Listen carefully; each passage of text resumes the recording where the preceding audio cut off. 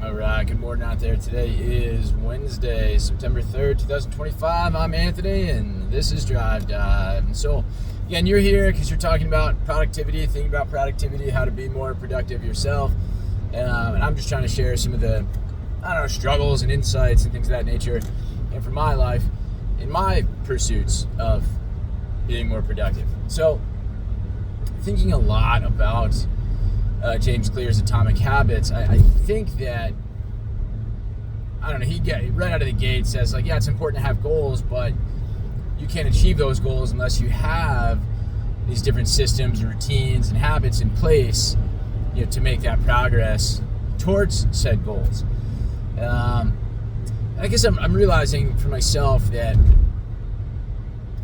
I believe I've established a lot of these habits and routines, right? I mean, even where he talks about setting up your space for specific tasks, right? This idea that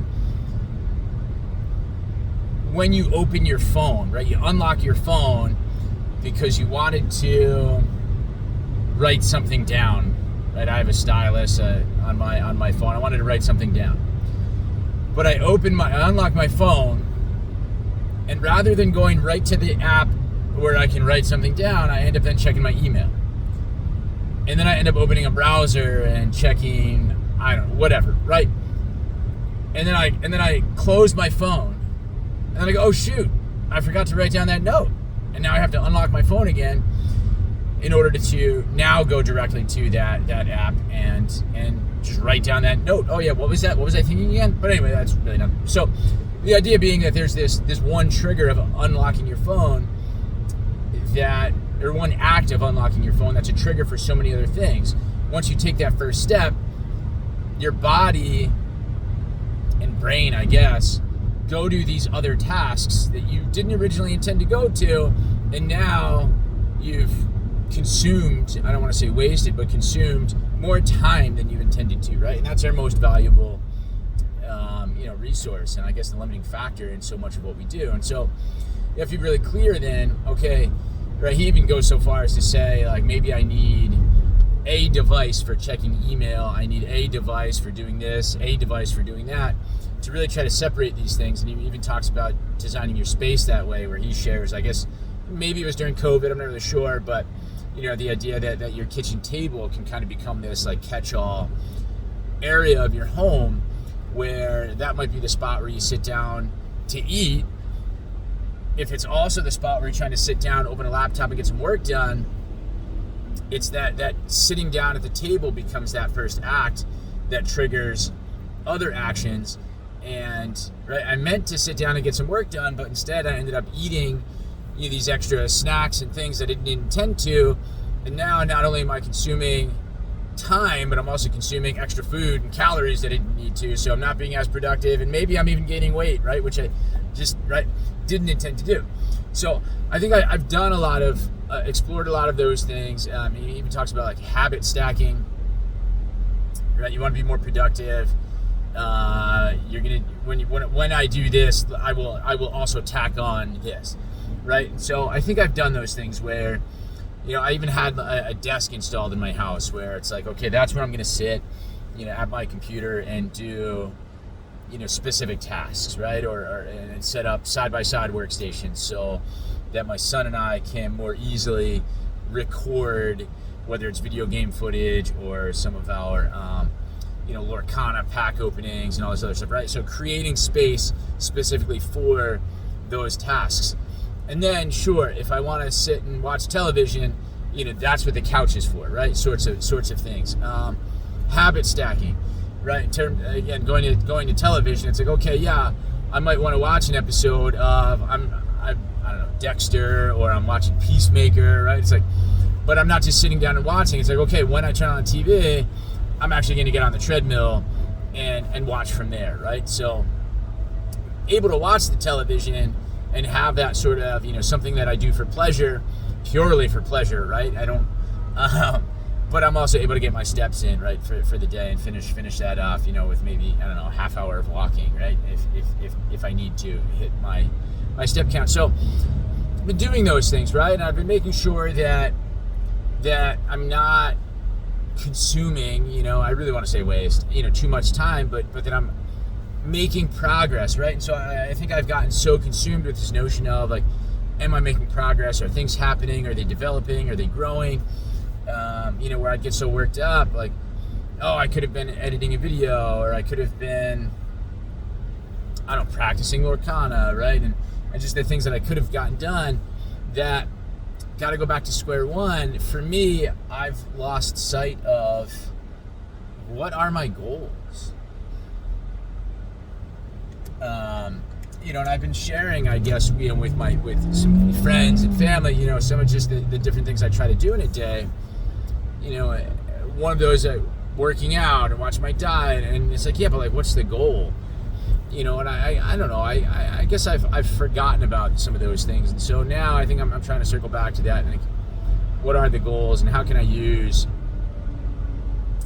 these habits, these routines, these spaces that I've designed to tweak them so that they better serve specific goals. And I don't know. It's just interesting for me where I really do struggle with a lot of things. I struggle with failure, right? I mean, I believe I remember all of my failings.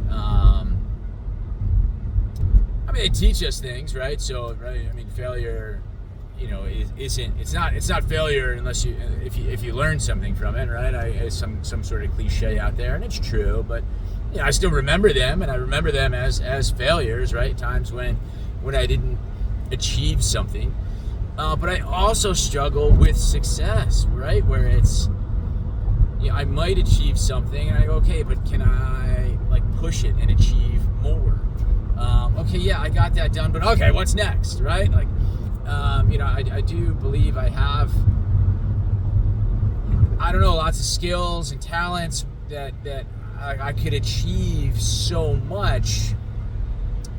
But yeah, I have to, and I have the energy, but it's like I need to channel it all. I need to focus it all and really establish, certain goals, and then I can say, well, okay, we're not going to worry about that so much. We're not going to stress that because it's like a secondary or tertiary goal, right? I'm going to start ranking some of these things. And so one of the failures in recent history was my inability to write a literature review, which, from what I understand, is not all too uncommon.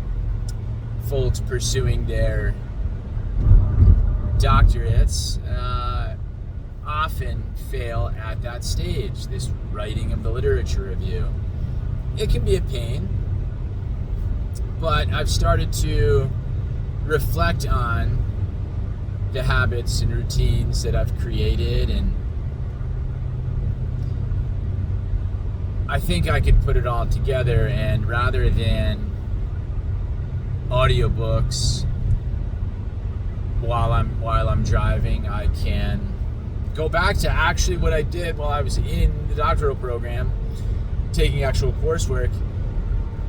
When I was pressed for time, I would use different apps to read the articles to me, right? Creating audiobooks essentially while I was driving, right? I'm on my way to class. I got an hour drive. I didn't read the article, so let's use an app to play it, to me now while I drive, and then it's fresh in my mind, and I'm ready to, discuss at least some of it, while I'm in class, right? And so lately I've been trying to do that, read something, whether actual text or via, an audio book, and then reflect on it, here, my drive dive videos. But I could get back to having that focus on the mathematics education literature, and go through those articles, and then use this time while I'm recording to digest and I would hope make some progress on the literature review. My struggle is I often stray from the literature and start talking about my own personal experiences in the classroom as a math teacher, but if I just stick to the literature, which I think was the feedback I got from my committee at the time while I was writing it. Was, I think I could do that. Get the literature review done, reapply to the PhD program. I have a year of matriculation left.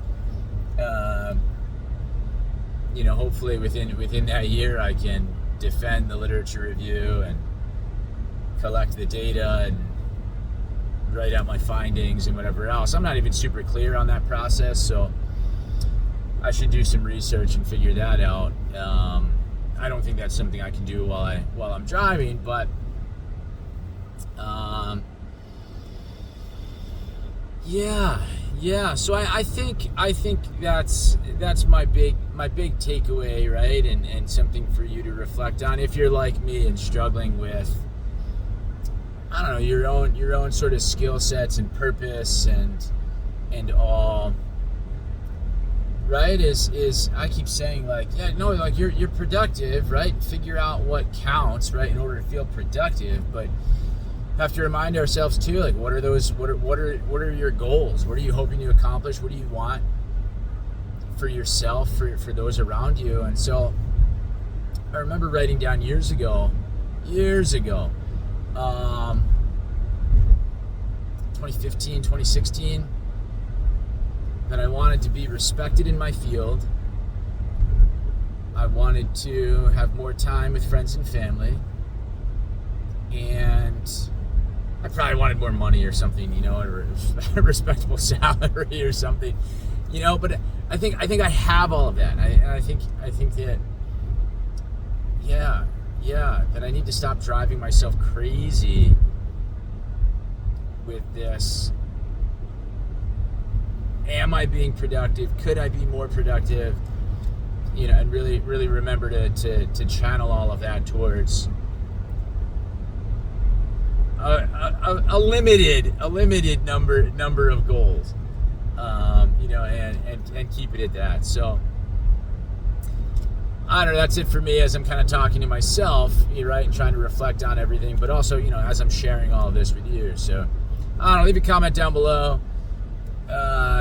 Where you are with habits, routines, goals, focused on goals, focused on habits, routines, or, did you get lost in the woods? What am I saying? Anyway, thanks for watching. Like, subscribe, all that fun stuff. Happy Wednesday, and I'll catch you tomorrow. Take care.